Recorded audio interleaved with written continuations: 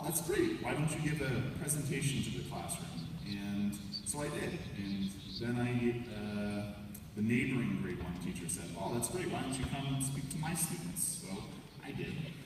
And then I remember I did a bake sale, and then I did my first official speech to the Kempville Rotary Club, so service people who are older and volunteer in their communities. So there was a whole bunch of older gentlemen who were around 50 and 60 years old, and I was a kid, much shorter than I am now, and I would have been 7.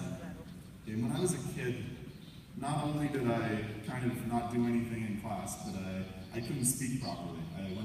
Did anyone here go to speech therapy? Anyone? Just me. Anyway, I couldn't pronounce my words. Oh, we got one person. Okay, that's good. I couldn't pronounce my words, and I stuttered. So I gave a speech to all these older 50, 60-year-old gentlemen who, have spent their lives volunteering for their communities. And the words might not have gotten across, but the message did. Here was this kid, nothing really that special about him, who wanted to make this difference. So I gave a presentation to them, and then I remember there was a small article in the Kempville newspaper, my own hometown newspaper, and it started growing a little by little. I was able to persuade my neighbors to help. I did a little projects for my neighbors, and they gave a little bit of money, and it slowly became less of my project and more of everyone's project. I was able to convince my community people to get involved. I was able to convince my friends' parents to get involved. And it took a long time. It took 1 year. But I was finally able to raise the $2,000. And it went towards the completion of a well at Angola Primary School in northern Uganda in the Apache district. And it was the first clean water source that they ever had at that school.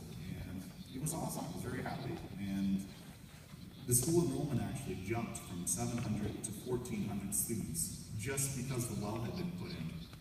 So it was unbelievable. And I remember actually, I was very fortunate. When I was 9 years old,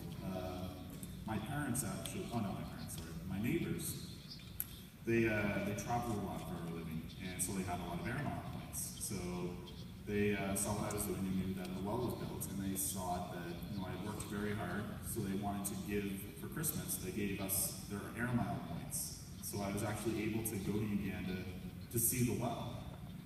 And I remember I went there, I would have been 9 years old, and I went to the school, and I got here and I walked down this road where they welcomed us.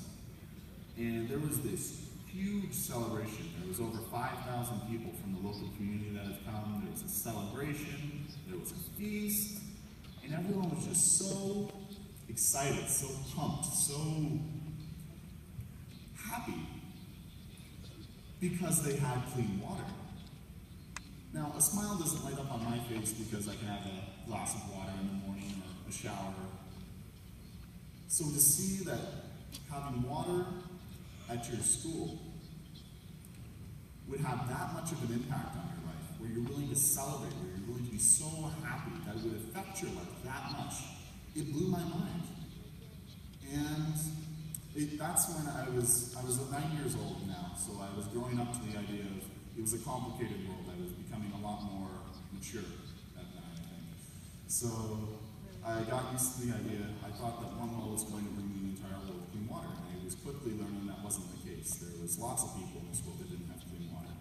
So I decided, I want to try my best to help out. So I kept on volunteering. I kept on doing different fundraisers. I spoke to schools in my community, schools, then nationally. And then I remember people started to catch on. More people started to help. I started to go internationally. I started to speak to all sorts of kinds of different people. And even more so, it became less and less of my project and more of everyone's project. People started to pitch in from my community, from everywhere. And then finally, when I was 10 years old, actually, we were able to establish something called the Ryan's Law Foundation.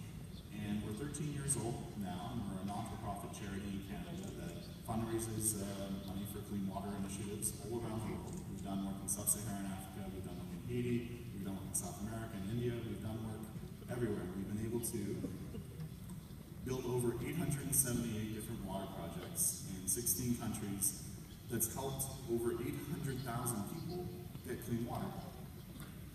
And it's kind of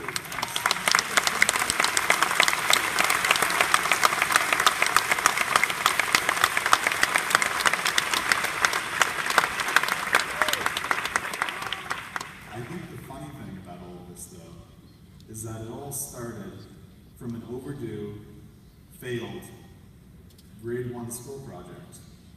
There wasn't anything special about me. There wasn't anything special about the project. It could have been 1 in 1,000, childish acts of empathy. And it just somehow, it got to the point where it was able to do so much and bring over 800,000 people clean water. And I think that's a testament to, you can never be too naive. When I was 6, like I mentioned before, I thought that one well is going to bring the entire world clean water. I was a child, I didn't understand how the world works. Right now, there is still almost 1 billion people in this world that don't have clean water. And it's a huge, complicated issue with lots of different problems that surround it in terms of water awareness, in terms of water security, and it's a big problem. But at the same time, it's a simple solution. And if you have the simple idea to try to do something about it, like I had when I was 6, if I had approached the problem and said, well, there's 1 billion people in this world that don't have clean water, and there's not much I can do about it, so I'll just leave it as it is, and the world will work itself out. If I had that perspective when I was a kid, none of this would have ever happened. At the same time, when I was a kid, one well is going to bring the entire world clean water. It's a big problem. It affects so many different people. But if I had that perspective when I was young, it would have never gotten to this point. So the foundation is, we got to the point where our mindset, we try to think like naive, that we can make a difference in this world, that we can do our best to have an impact. But we also have to grow up to the idea that the world's water crisis and the problems we face are very serious, and you have to approach them with maturity to try to make sure that you're efficient with your time, efficient with your resources, and you do the absolute best job and most work with what you can. So in other words, you have to sadly grow up, which is too bad. I still feel like I'm more of a child than an adult. But you have to realize that you can do what you can.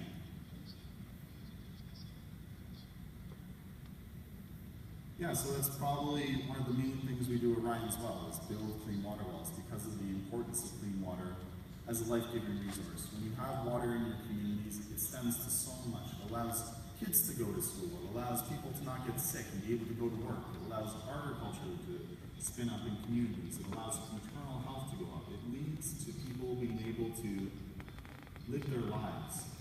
And I remember when I was growing up, I'm from a very small town in Canada called Kemptville. Actually, not even in Kemptville. I'm outside of the town. So I remember it was a very rural area. I like to think of it as it's a little bit redneck.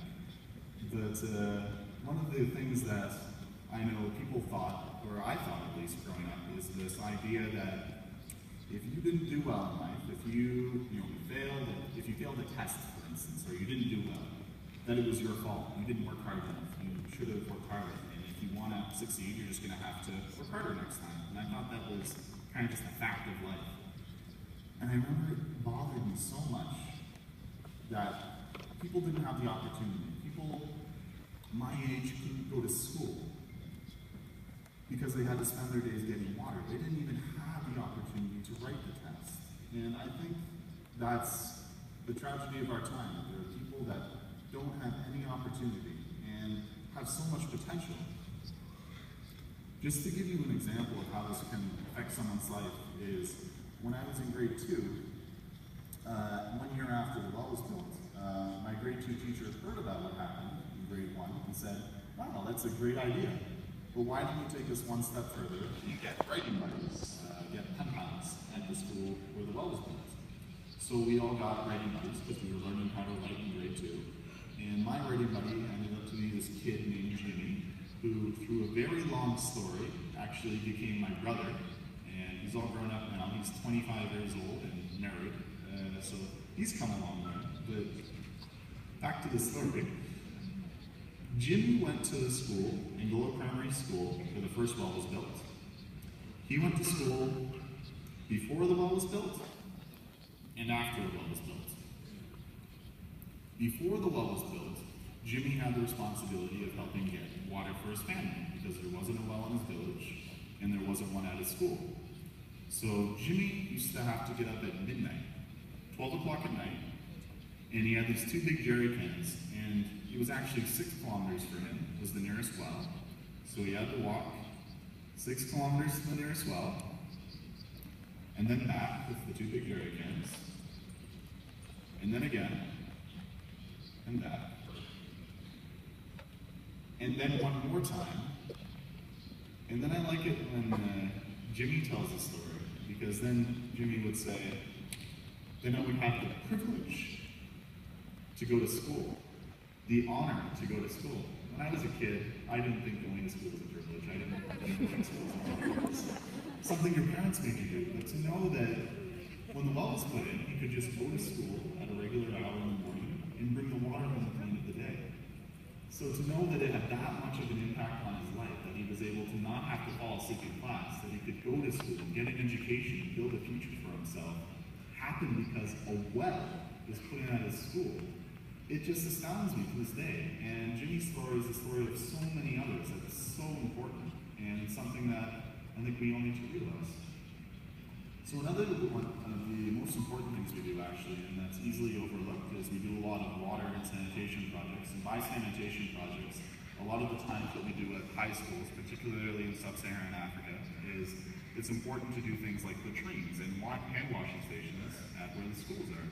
Because at a post-secondary level of education, a lot of the girls, for instance, will just drop out of school because there's no place to go to the bathroom, there's no facilities that they can be. So it's an important thing to do so that girls and boys can continue going to school because everyone deserves the right to education. So another thing that's important that we do at Ryan's Well is this idea of empowerment.